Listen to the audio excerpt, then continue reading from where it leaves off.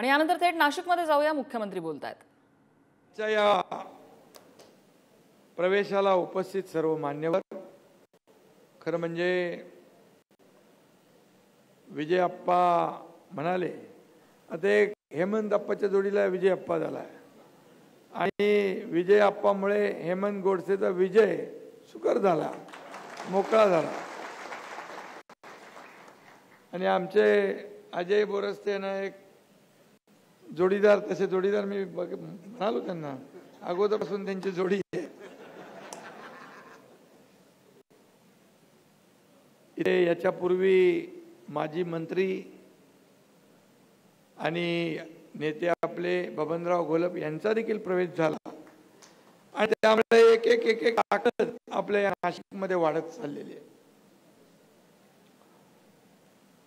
खरं म्हणजे विजय अप्पांनी भावना व्यक्त केल्या त्या अतिशय योग्य आणि मनातल्या भावना त्यांनी व्यक्त केल्या। खरं म्हणजे जसं आदल्या दिवसापर्यंत त्यांचं नाव होतं, तसंच आदल्या दिवसापर्यंत माझं पण नाव होतं।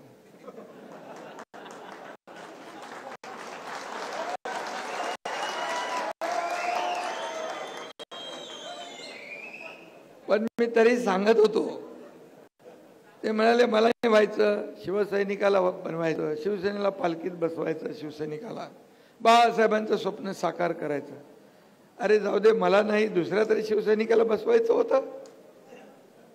स्वतः टुमकन उडी मारून बसले। मी म्हणालो हे चुकीचं काम आहे।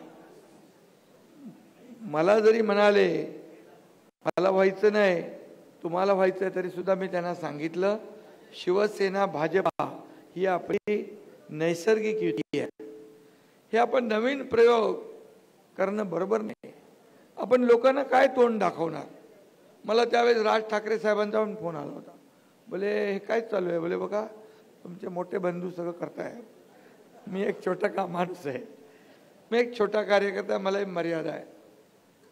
आणि पण ते झालं, शिवसेना भाजपा युतीने आपण लढलो त्यावेळेस सरकार कुणाबरोबर व्हायला पाहिजे होतं आणि झालं उलट, लग्न एका बरोबर, संसार दुसऱ्या बरोबर, आणि अजून तिसरं बोलत नाही मी। आणि म्हणून हे सगळं केवळ मोहापायी, खुर्चीपायी, सत्तेची खुर्ची काय एवढा मोह? बाळासाहेब नेहमी रिमोट कंट्रोलच्या ह्याच्यात राहिले, रिमोट कंट्रोल बनून राहिले, किंग मेकरच्या भूमिकेत बाळासाहेब राहिले, किंग मेकरच्या भूमिकेत। अशा मुख्यमंत्री पदबिद काय त्यांना अशी अगदी नगण्य वाटली, त्यांना मुख्यमंत्री व्हायचं असतं तर कधीच झाले असते। परंतु यांची मात्र इच्छा फार पूर्वीपासून होती, सुप्त इच्छा, पण बाळासाहेबांनी ते काय होऊ दिलं नाही। की बाळासाहेबांना यांची कॅपॅसिटी माहीत होती, फक्त फोटो काढून एरियल फोटोग्राफी करून राज्य नाही चालवता येत, घरात बसून राज्य चालवता येत नाही, हे बाळासाहेबांना माहीत होतं। आणि बाळासाहेब आज असते तरी सुद्धा यांना मुख्यमंत्री केलं असतं का? बिलकुल नाही। आणि जे त्यांनी पाप केलं की ज्या काँग्रेसला नेहमी बाळासाहेबांनी दूर ठेवलं, काँग्रेस माझी होऊ देणार नाही, नाहीतर माझं दुकान मी बंद करेन, बाळासाहेबांचे जाहीर सभेमध्ये भाषण आहे। आणि त्यांनाच नेमकं यांनी घेतलं आणि कडेवर बसलं, डोक्यावर बसवलं आणि आपल्या शिवसेनेचं खच्चीकरण सुरू झालं। मगाशी दादा भुसे यांनी सांगितलं, कुणाचा कोण कुठून आदेश येतो हे सगळं त्यांनी सांगितलं। आणि मग अशा परिस्थितीमध्ये फक्त केवळ एका खुर्चीपायी शिवसैनिकांचं खच्चीकरण होऊ लागलं। उघड्या डोळ्या देखल मुख्यमंत्री आपला आणि शिवसैनिक आता जेलामध्ये, कोण तडीपार होतोय, कोण मोक्कामध्ये जातोय। आणि अशा परिस्थितीमध्ये आमदार एकदम आपले सैर झाले। इथे ते लोक आहेत, सुहास आहे, दादा भुसे आहे, आणि इकडे आपला भाजपचा माणूस आहे, आपला मित्रपक्ष आहे, ते होते। आणि मग आम्ही उघड्या डोळ्याने हे सगळं पाहू शकत नाही.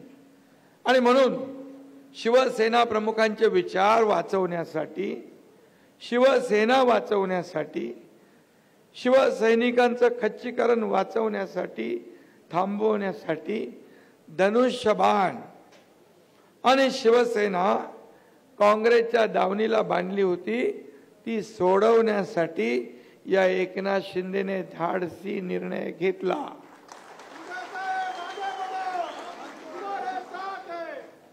आणि मला वाटलं होतं तेव्हा विजय आप्पा पण माझ्याबरोबर येतील, कारण ते माझ्या संपर्कात होते. त्यांना माहित होतं की हा एकनाथ शिंदे, आनंद दिघे आणि बाळासाहेबांचा चेला आहे. हा चुकीचं काम नाही करणार, चुकीचा निर्णय नाही घेणार. परंतु त्यांना सांगितलं होतं पुढचा खासदार तुला बनवायचं आहे. शेवटी बघा, माणसाला राजकीय आयुष्यामध्ये आज काम केल्यानंतर संधी पाहिजे असते. जसं तुमच्याबद्दल खूप लोकांनी सांगितलं तिकडे जाऊन, विजय आप्पा नको, विजय आप्पा नको, विजय आप्पा नको. पण शेवटी नेत्याचा निर्णय महत्वाचा असतो. जसं हेमंत आप्पाच्या बद्दल पण मला सांगितलं, हेमंत आप्पा नको, हेमंत आप्पा नको, हा निवडून येणार नाही. पण जेव्हा शिवसैनिक इथले माझ्या ठाण्यामध्ये आले, वर्षामध्ये आले, माझ्या डोक्यामध्ये आणि पोटामध्ये कालवा सुरू झाला. हे शिवसैनिकांना काय आपण तोंड देणार, शिवसैनिकांना काय उत्तर देणार. आणि मी तेव्हा सांगितलं, एका पुलाखाली सगळे बसले होते, मी म्हणालो शिवसैनिकांना निराश मी करणार नाही, शिवसैनिकांना न्याय मी देणार आणि मी दिलेला शब्द पाळतो.